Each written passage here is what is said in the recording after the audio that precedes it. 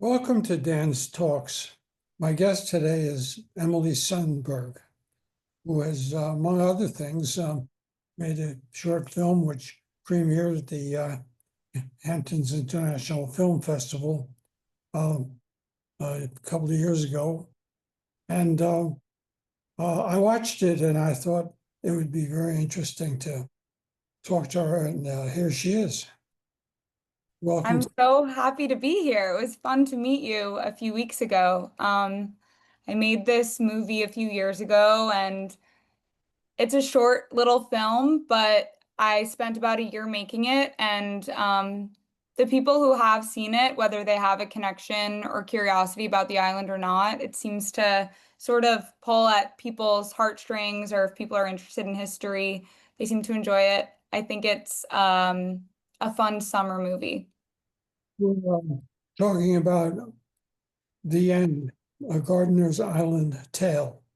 And Gardiner's Island, as you may know, people may know, is the second largest private island in America and the longest owned family, only family place in that has gone on for such a long time. It was founded by settlers in 1639, and it has stayed in the family since then. What got you interested in this island right off our coast? So I'm from Long Island. I'm from a town called Huntington, and my dad's a teacher, so he had off in the summers, and we grew up going to Montauk. And I didn't know about it when I was younger. I didn't know about the island, and it's funny because I grew up going on boats and looking at maps, and I knew about Shelter Island, but for some reason it didn't stand out to me. And I hear that a lot from people who even live out there. Like they live so close by to this huge mass of land, but they never sort of question what it is. And then one summer, when I was in college, my ex-boyfriend, his family belonged to Devon Yacht Club.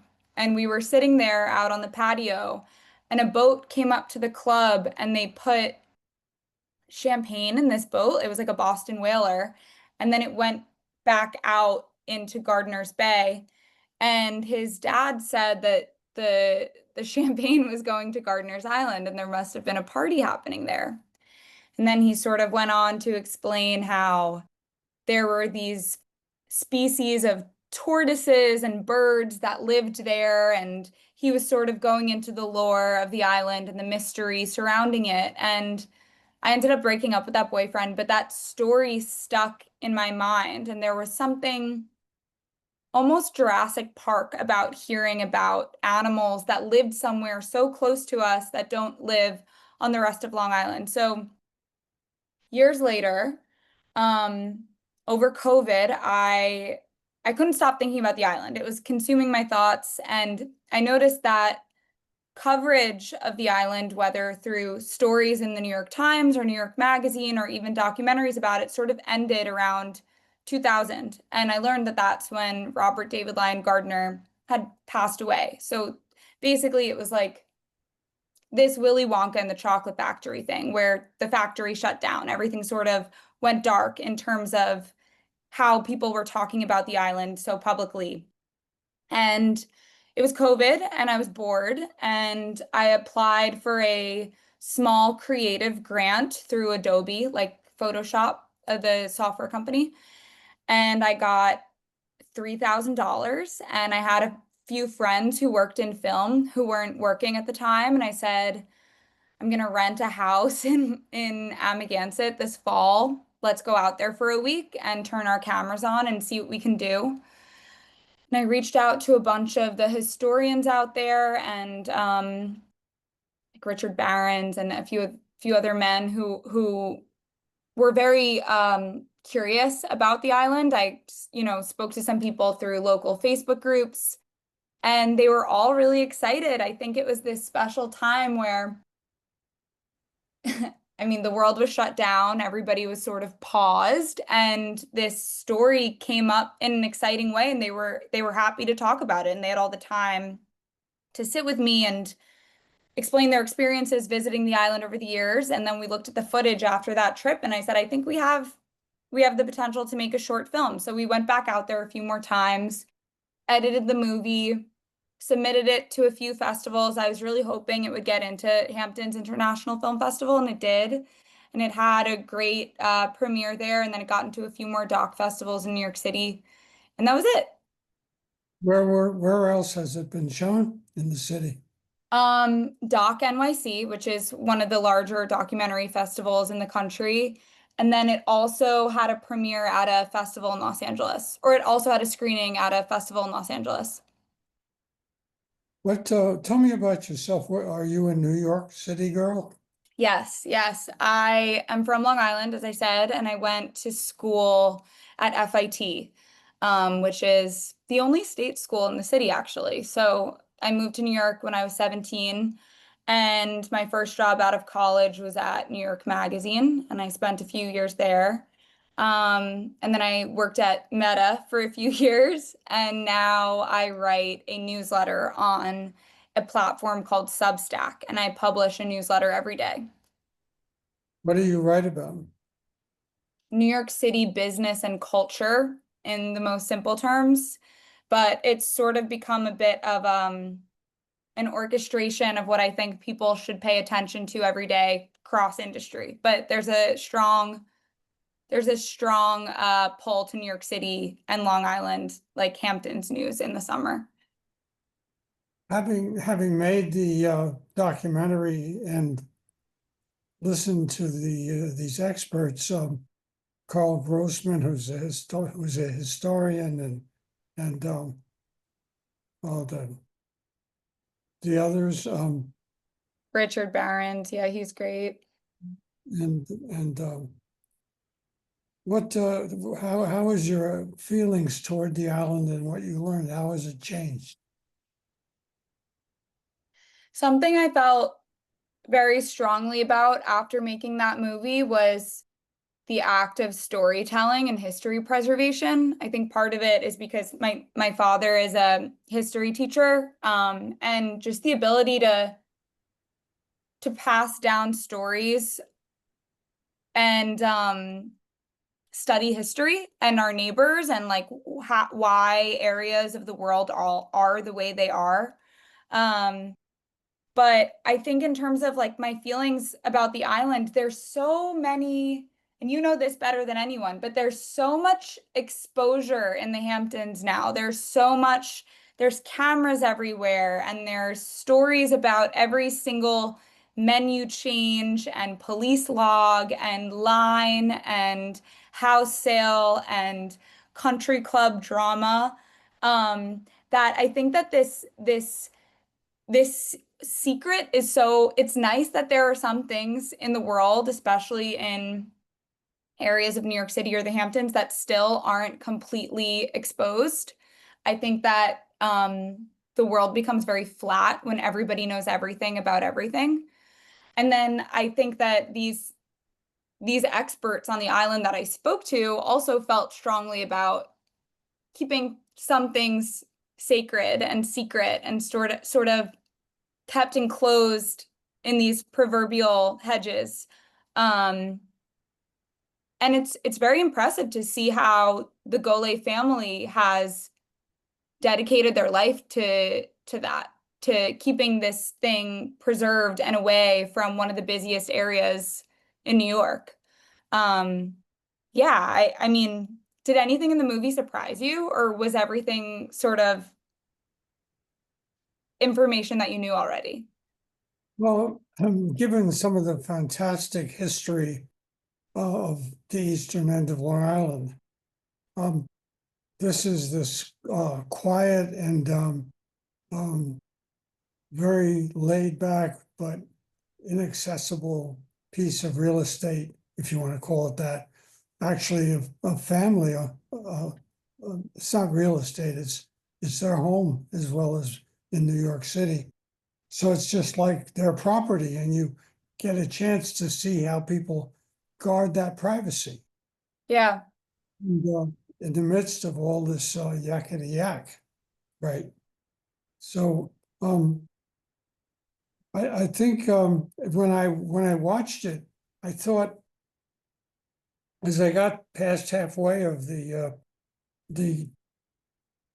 the short that you made, I began to think it was going to blow into some fantastic um, thing that, would be just like you wouldn't believe what's here, or uh, the strange things are happening on the Gardiner's Island. And maybe when you were, I don't know if when you were making it, you thought that might happen, but you stuck to it. And it's a real, it's really more about the relationship between the island, which is, I think it's like 6 square miles. It's a big Yeah. island. And the few people that ever go to it, I've been to it twice, so I know what it was like. And it's just like being in a national park, really. Hmm. But I haven't been to it since the Golets took it over, and they don't seem interested in having anybody learn more about it. I think Robert David Lion Gardiner was bold, and all he wanted to talk about was the island. So he wandered around, not on the island. I mean, he lived on the island also, but he had all these tales to tell during his 25 or 30 years of being the lord of this island, which was granted to the Gardiner family by the King of England. This was how old this was. And did you ever try to actually land on the island, or were you too shy? Yes, with TJ, one of the men that was interviewed. He sails around it almost every day in the summer. And there was this group of people who we spoke to who had almost a romantic pull to the island. It's it's really interesting how powerful land can be to some people. And you hear it with all different things, right? Like hikers or sailors specifically. But we sailed up to it pretty close, and we were approached by armed cars pretty quickly because there's sensors around the island and there's cameras. So, I mean, I was happy that we saw that in action. We didn't go any closer, but we did sail pretty close to the island. And like people told us, trucks did come out and, sort of push us away. And then we sailed away and we respected it. Um, and I've heard of people who have swam up to it and had the same situation, or sailed pretty close to it and had the same situation. And yeah, it's in that I was happy that that happened. I'm happy that they have the security that they want to protect this thing. I'm happy that it seems like the people who are on boats and sailboats around the island also respect that. I put an ad in the East Hampton Star while I was working on the movie, looking for people who wanted to talk to me for the movie. In the next issue, I think 2 weeks later, the family put out a reminder not that the island is prohibited to visitors. So it was sort of like, I don't know if they saw what I put in the paper or they had that planned anyway, but it was sort of like just them saying be careful. It was kind of fun to communicate via newspaper also. Tell me about the premiere out here. Were you excited? And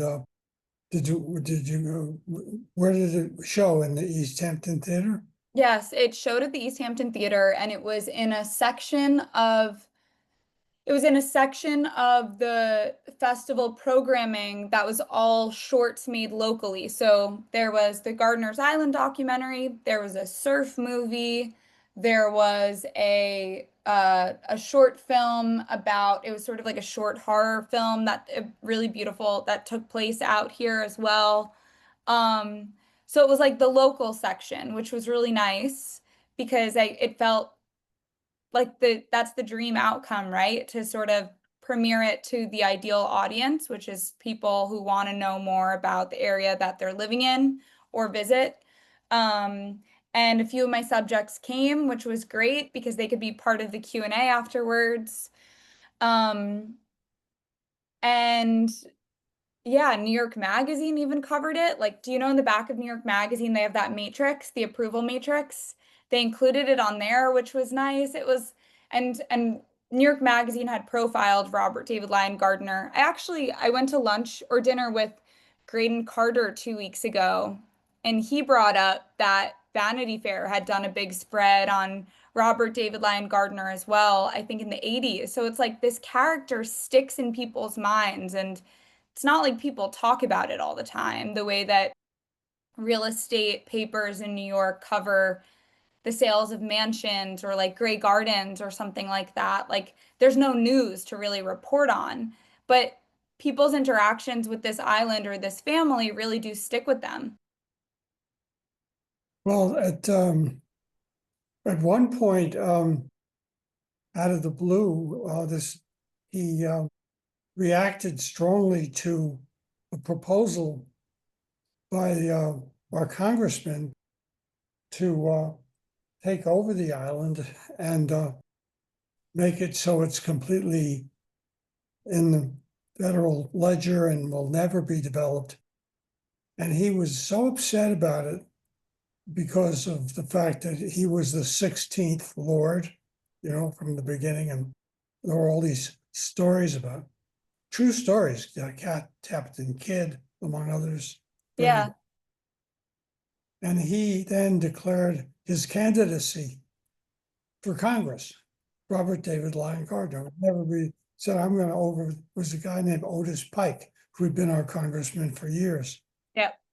And I went to I guess you would call it one of these things where the two candidates are up on the stage and they go back and forth about Good why. debate. Yeah.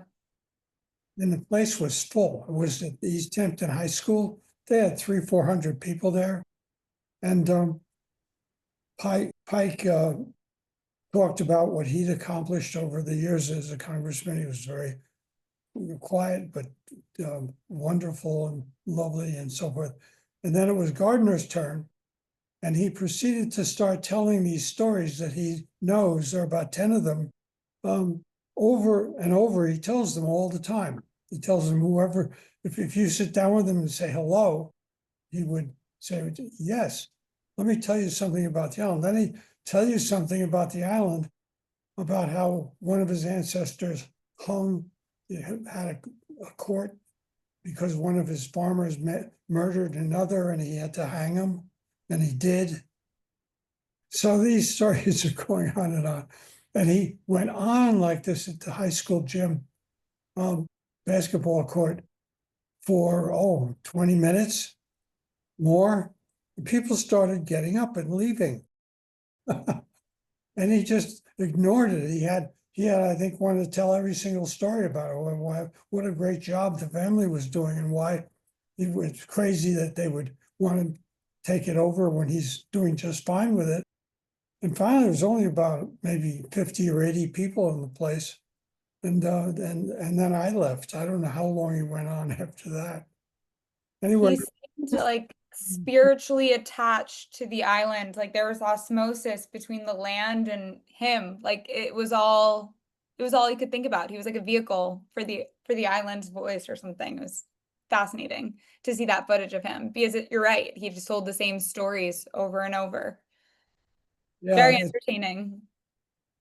well, that's what he did. And I could tell you many more, but we'll talk more about the film. What did Great. you thought about any more film projects that catch your eye that you thought might be fun?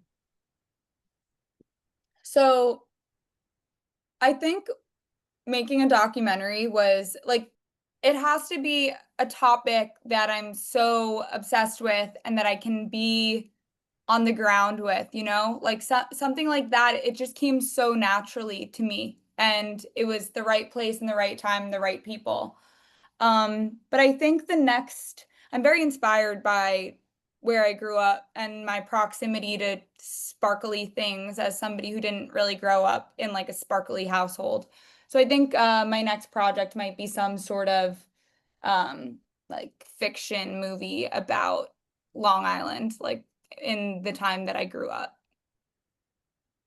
What are you working now, or as a writer, or what are you? Yep. I'm a writer now. I publish my newsletter every day. So Monday through Friday. It's like How do we? be careful if you ever sign up because it's a lot of emails, but it's the best job. I love it. What does it have a name? What is it It's called? called Feed Me. And it's called Feed Me because it was originally inspired by my news feed over COVID. I was thinking a lot about reacting to everything I was seeing on my news feed, but it's called Feed Me. You can find it on Substack.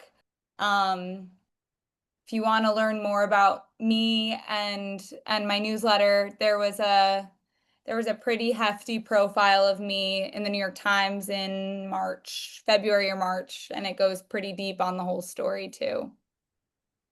Well, it's been nice having you on the podcast, and I've enjoyed it, and I'll tell people to go on to look at your feed. Thank you so much. It was really nice to meet you. I'm glad we met this summer, and hopefully I'll see you around. Bye bye. Bye. Thank you.